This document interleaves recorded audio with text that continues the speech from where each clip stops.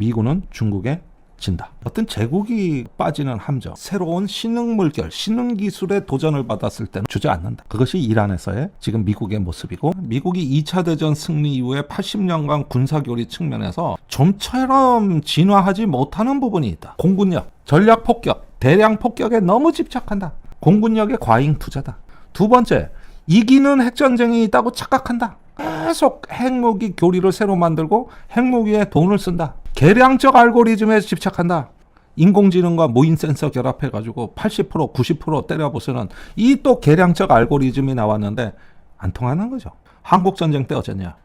초기에 인천 상륙작전까지는 잘했지. 그러나 그 뒤에 메가더 장군의 연이은 오판으로 이제 전선이 교착되고 밀리기 시작했는데, 그때 미군이 썼던 방법이 뭐냐면은 대량 폭격이에요. 한 뼘 한 뼘 수를 놓든지 마치 북한 전역을 그냥 다 폭격해버리는 거. 도시를 평탄화 작업을 한다. 그러니까 평양 시내 고층 건물은 싹 부숴버리니까 평탄화가 되는 거 아닙니까? 대량 폭격은 공산 측의 전쟁 의지를 꺾지 못했다. 자, 이라크의 절대적 인구의 90%는 수니파죠.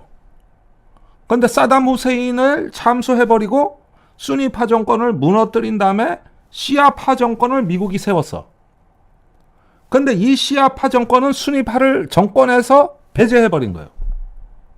그러니까 이 수니파가 갈 데가 없으니까 변방지역부터 시작해가지고 이슬람 국가 운동을 펼쳤고, 그걸로 이슬람의 대다수, 이라크의 대다수를 점령한, 이걸 이름하여 IS, 이슬람 국가 운동이라고 하는 겁니다. 이거에 고전을 한 거예요, 미군이.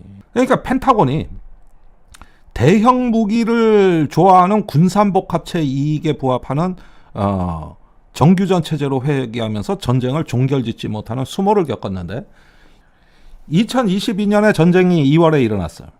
이때 러시아가 대규모 지상전을 파병했다가 키예프 북부에서 괴멸이 됐거든. 그런데 그걸 러시아군을 괴멸시킨 탁월한 우크라이나의 능력은 소규모 유격전이었다는 거예요. 무기라고는 민간 상업용 드론하고, 그 다음에 제블린, 그 대전차 미사일, 이걸 그냥 얼기설기 모아가지고 오토바이 타고 다니면서 미사일을 발사하는 게릴라전, 소규모 마을 단위로 했던 유격전이었다는 거예요. 이게 러시아군의 주력을 괴멸시킨 거란 말이에요. 이때까지는 우크라이나가 탁월한 강점을 발휘했는데, 대량 폭격을 할 수 있는 화력을 갖다가 우크라이나에 제공하면서 이런 유격전을 하던 부대를 정규군으로 편입해서 이 정규군이 큰 전쟁, 이런 걸 할 수 있는 미국식 전쟁을 하는 쪽으로 지원을 하기 시작했다. 그 순간 전쟁이 교착돼 버렸다는 거죠. 꼬여버렸다. 아무런 성과를 못 냈다. 거기서 나오는 공중무기에만 집착해서 쏟아붓는 식의 전쟁, 이 전쟁은 끝났다. 항모의 시대가 저물고 있다. 여기 미국의 항공모함이 딱 항구에서 나오는 순간 중국은 안다. 정찰 위성으로. 다 추적된다. 항공모함 같은 큰 배는 다 추적된다. 이미 중국은 들여다보고 있다. 그 다음에 중국이 갖고 있는 대한미사일, 그 둥펑 21D, 또 26, 이런 초공동어뢰, 그 다음에 연안 가까이 오면 스마트 기뢰, 정밀 타격망. 그러니까 지금 이란이 갖고 있는 건 중국이 다 갖고 있는 거야. 이게 한 걸음 더 나간 거거든요. 서태평양에서 항공모함은 효과가 없다. 스텔스 함정, 수중 드론, 이런 거를 많이 개발해서 먼지처럼 뿌려주는 분산 전략으로 가야 된다면. 근데 이걸 누가 막어? 미국의 정치권이. 구축함, 항공모함 큰 배를 줘야 일자리가 나오니까. 자기 지역구에서. 미 해군은 항모를 그만 만들겠다. 이제 항모를 인수 안 하겠다. 이렇게 정책이 된 거를 재선에 도전하는 트럼프가 뒤집어대는 거지. 트럼프 대통령은 항공모함 계속 만들겠다. 이래서 노동자들의 박수를 받았다는 거지. 그 순간 정책이 뒤집혀졌다는 거예요. 그 다음에 핵잠수함을 왜 만드냐는 거예요. 그 값비싼 핵잠수함을. 수중 드론이 있다는 거예요. 발카리, 오리콘, 뭐 이런 수중 드론이 있다는 것인데, 이 수중 드론으로 3분의 1 가격으로 할 수 있다는 거예요. 미국의 5세대 스텔스 전투기가 2개 기종이 있거든요. F-22하고 F-35가 있죠. 근데 이 두 개 기종끼리 통신이 안 된다는 거예요.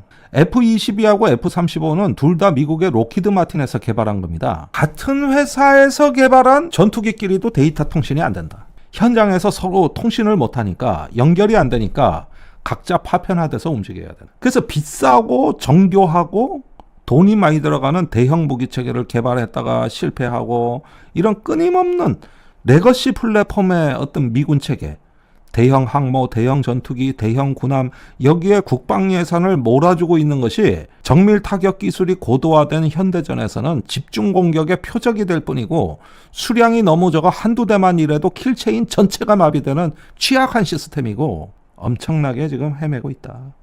불필요한 차량과 항공기를 폐기하고 무인 시스템에 다시 집중하는 등 여러 가지 과제를 지시한 지 1년이 지난 지금 육군 혁신 계획은 불확실한 상황에 놓여 있다. 미국의 의원들에게는 군대의 미래 혁신보다 자기 지역구의 방산 일자리 지키는 게 최우선이다. 코네디컷주 의원들이 시코스키 헬기 예산 감축에 즉각 반발하는 것은 그 지역구에 공장이 있기 때문이라는 거야. 그러니까 국방장관조차 이제 표와 의회 압력에 밀려가지고 혁신 계획을 재검토하라 그러면서 꼬리를 내린 거다. 그러니까 혁신파들이 진 거예요. 미국은 과연 중국에 이길 수 있냐? 미국이 이길 수 있냐? 현재의 방식으로는 필패다. 작고 분산된 비대칭 전쟁으로 가야 된다는 이 혁신으로 대전환을 이루지 못하면 미군은 중국에 진다. 미국도 거대 제국이라고 하지만은 우리가 300년간은 제국이 없는 이유도 바로 여기서 한번 좀 보고 사례를 살펴볼 수 있지 않느냐. 로마가 왜 망했느냐. 중국이 청나라가 왜 망했느냐. 어떤 제국이 빠지는 함정. 여기에서 어떤 그 구태의연함, 어떤 지적인 태만, 이런 것들이 새로운 신흥 물결, 신흥 기술의 도전을 받았을 때는 주저앉는다. 그것이 이란에서의 지금 미국의 모습이고,